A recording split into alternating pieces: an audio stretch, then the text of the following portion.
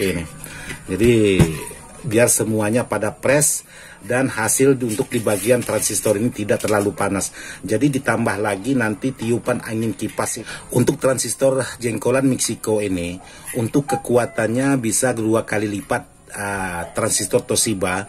Contohnya satu transistor Mexico ini perbandingannya 2 transistor Toshiba.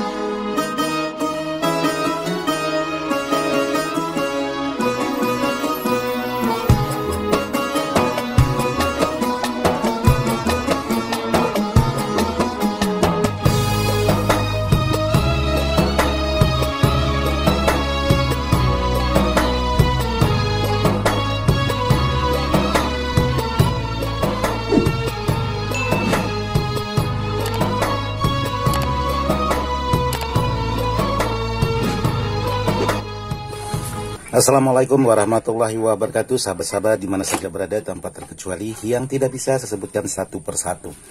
Jadi hari ini saya ingin bertutorial memenuhi permintaan sahabat-sahabat tentang sebuah transistor jengkolan. Jadi ada pertanyaan sahabat-sahabat walaupun sudah lama, tapi ingin saya penuhi karena baru dapat garapan sebuah jengkolan kali ini. Jadi kali ini saya ingin memenuhi permintaan dari sahabat-sahabat bagaimana cara membuat sebuah jalur transistor Mexico atau transistor jengkolan untuk menggunakan PCB, karena selama ini kebanyakan teman-teman atau tutorial dari teman-teman menggunakan kabel. Nah, kali ini saya ingin membuatkan sahabat-sahabat kita, walaupun pertanyaan ini sudah cukup lama juga, kurang lebih 1 tahun yang lalu, tapi tidak apa-apa, akan saya buatkan tutorialnya bagaimana cara membuat sebuah transistor ini bisa menggunakan PCB untuk di bagian kaki-kaki transistor jengkolan ini. Karena di sini jengkolan Mexico, karena transistor Mexico ini sangat mantap sekali, bisa menghandle tegangan besar dan wattnya pun juga besar sekali. Untuk transistor Mexico ini kemungkinan untuk datasheet wattnya ini 1 buah transistor ini, transistor jengkolan ini perbandingannya 2 buah transistor Toshiba. Untuk transistor jengkolan ini, cuman cara pengerjaannya agak sedikit ribet. Jadi kali ini saya ingin berbagi dengan sahabat-sahabat bagaimana cara membuat jalur dan bagaimana bisa menebalkan di bagian heatsink ini, karena heatsink ini sangat tipis sekali. Jadi kali ini saya akan coba bertutorial buat sahabat-sahabat. Jadi di sini saya sudah membuatkan 1 papan PCB polos yang belum ada coretannya, tapi di sini sudah saya ukur untuk jarak transistornya. Nah, di sini. Jadi jalan satu-satunya harus membuatkan jalur seperti ini. Jalan satu-satunya kita lubangi dulu.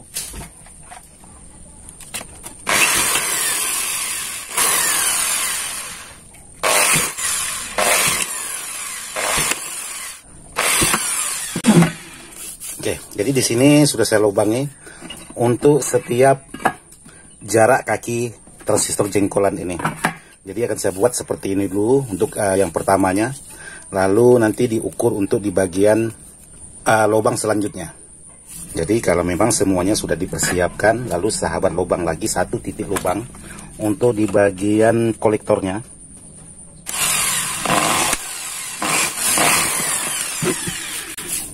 Oke, jadi ini sudah selesai di lubang. Lalu untuk langkah selanjutnya dibikin jalur untuk di bagian transistor ini.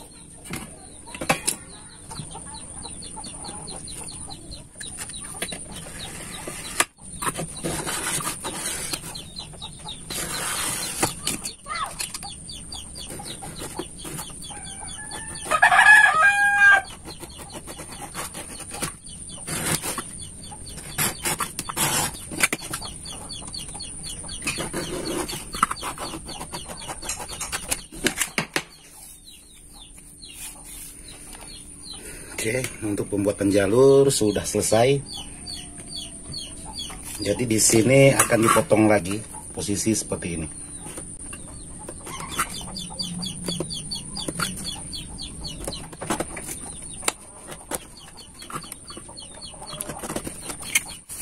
Oke, jadi seperti ini pembuatan jalur. Ini dipotong lagi.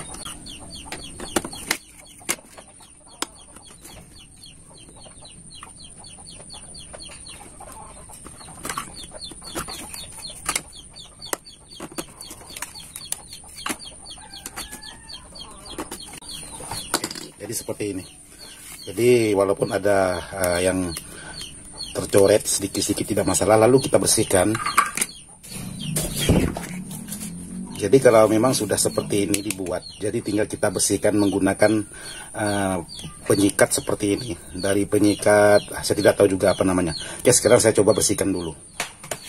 Oke, sudah saya bersihkan seperti ini. Tujuannya disikat untuk penyolderannya lebih mudah dan penyolderan tidak menempel di atas kotoran. Jadi kalau sudah kita bersihkan seperti ini, solderan itu benar-benar menempel di atas layout ini atau di atas tembaganya ini.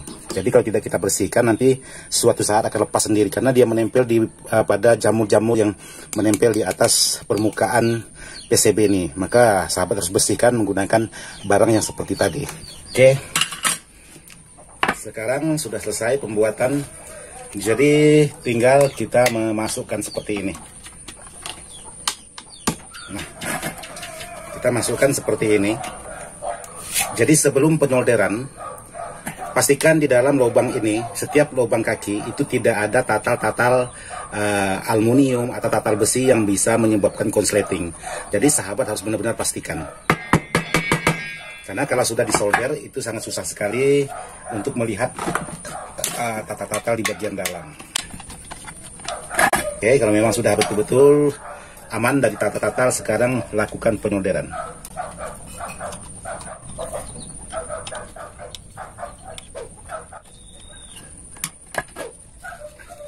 Oke, jadi seperti ini hasilnya. Kalau memang sudah seperti ini, tinggal pemasangan di bagian air basis.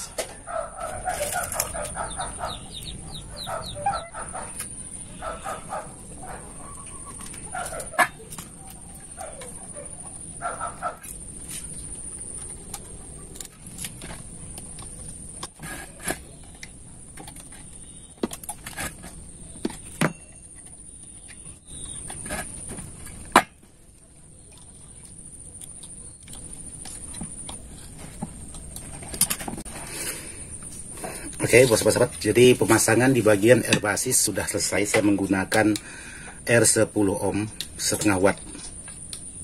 Jadi pemasangan ini sama, di bagian air basisnya saya menggunakan 10 ohm. Karena menurut saya 10 ohm itu hasilnya aman, tidak ada berkendala. Jadi saya pasang menggunakan 10 ohm lagi. Jadi setelah 10 ohm akan dipasang R di bagian emitornya, terus 5 watt. Oke, air basisnya sudah selesai. Oke, jadi buat sahabat-sahabat, kalau sudah dipasang di bagian basis, lakukan pemasangan di bagian R, di bagian emitor dengan cara saya pasang menyerong. Karena jarak ini kurang pas, jadi saya pasang menyerong.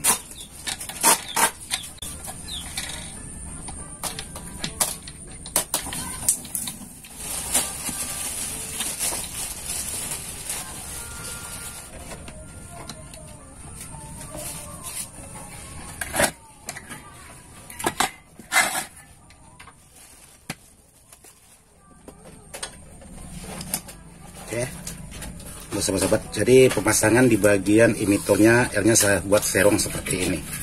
Nah, kebanyakan sahabat-sahabat itu bingung karena untuk heatsink ini terlalu tipis untuk sebuah transistor, dan bagaimana cara untuk menebalkan sebuah heatsink ini.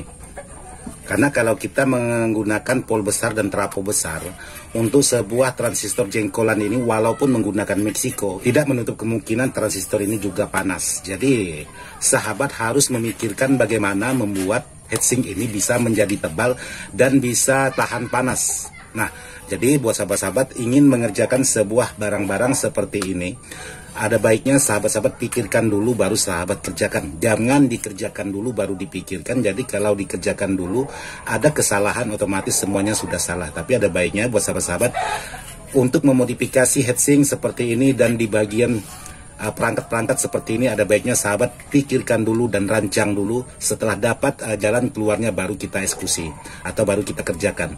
Jangan kita coba-coba gagal dan gagal terus, alhasilnya bisa merugikan pribadi kita sendiri. Jadi kalau versi saya seperti itu. Mungkin buat sahabat-sahabat ada perbedaan versi, ya silahkan. Jadi tergantung dari sahabatnya lagi. Jadi untuk kaki yang satu, dan di sini ada lubang. Jadi ini untuk di bagian kolektor. Tinggal sahabat tambahkan lagi kaki R atau kaki air bekas itu boleh, karena ini transistornya sudah terpasang. Jadi intinya buat transistor seperti ini yang sudah jadinya akan saya perlihatkan buat sahabat-sahabat. Sekarang saya ingin cari bagaimana membuat heatsink ini bisa menjadi tebal. Oke, sekarang kita neck dulu, kita tunggu sampai heatsink ini jadi. Oke, buat sahabat-sahabat, jadi di sini saya sudah membuatkan heatsink ini seperti ini. Jadi buat sahabat-sahabat bisa membelikan aluminium L seperti ini atau siku seperti ini, tinggal sahabat tempelkan, didempetkan seperti ini posisinya. Jadi tinggal sahabat tambahkan baut atau sekrup di sini untuk memperkuat. Untuk di bagian antara dua permukaan ditambahkan dengan pasta dulu supaya cepat menyerap panas. Jadi sahabat bisa bayangkan heatsink bawaan di bagian transistor ini kan terlalu tipis. Jadi kalau kita menggunakan tegangan besar atau ampere besar, otomatis walaupun ini Meksiko katakanlah lumayan mahal juga, tapi ini tetap panas. Jadi sahabat harus cari akal dulu, jadi sahabat bisa membuat seperti ini. Jadi kalau ada renggang seperti ini usahakan untuk bisa dirapatkan dengan cara menambahkan sekrup seperti ini. Kalau bisa kita rapatkan seperti ini, jadi tidak ada jarak. Nah seperti ini. Jadi biar semuanya pada press. Untuk transistor jengkolan Meksiko ini, untuk kekuatannya bisa 2 kali lipat transistor Toshiba. Contohnya satu transistor Meksiko ini perbandingannya 2 transistor Toshiba. Nah, untuk di datasheetnya, karena saya perhatikan untuk di datasheetnya, jadi kekuatan sebuah Meksiko ini 1/2. Kalau salah di datasheetnya salah juga saya. Jadi seperti ini. Nanti tinggal sahabat pasang, karena di sini sudah saya solder untuk kaki di bagian kolektornya. Jadi di sini sudah ada saya tulis CBE, jadi kolektor, basis dan emitor. Nih. Jadi semuanya sudah saya pasang sedemikian rupa untuk bagaimana cara menggunakan transistor jengkolan ini. Tidak semerta-merta menggunakan kabel, karena kebanyakan sahabat-sahabat itu menggunakan kabel semua, tapi kali ini saya buat tampilannya lebih beda menggunakan barang seperti ini. Bukan berarti tidak bisa, pasti bisa.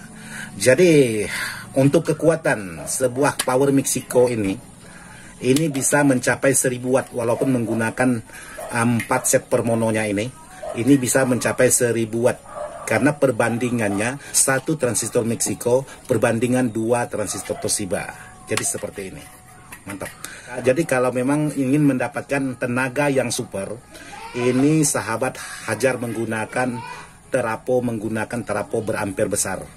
Jadi bisa menggunakan 15 ampere, 20 ampere, 30 ampere ataupun 40 ampere. Semakin mantap untuk transistor Meksiko seperti ini. Jadi wattnya semakin nambah. Jadi untuk memenuhi permintaan dari sahabat-sahabat, jadi seperti inilah versi yang sudah saya buatkan tutorialnya buat sahabat-sahabat yang sudah minta bagaimana cara membuat sebuah transistor jengkolan bisa menggunakan PCB seperti ini. Jadi dari awal tadi sudah saya buatkan tutorialnya. Jadi ya seperti ini hasil dari akhirnya, dan menambahkan lagi heatsink seperti ini untuk membuat heatsink ini bisa menjadi kuat dan tahan panas. Oke, buat sahabat-sahabat, mohon maaf kalau memang ada berbeda versi, itu hanya sahabat masing-masing. Jadi versinya saya seperti ini, dan mohon maaf juga video ini saya buat bukan maksud hati untuk menggurui sahabat. Video ini saya buat hanya sekedar ingin berbagi pengalaman. Semoga bisa bermanfaat. Sekian dan terima kasih. Wassalamualaikum warahmatullahi wabarakatuh. Mantap.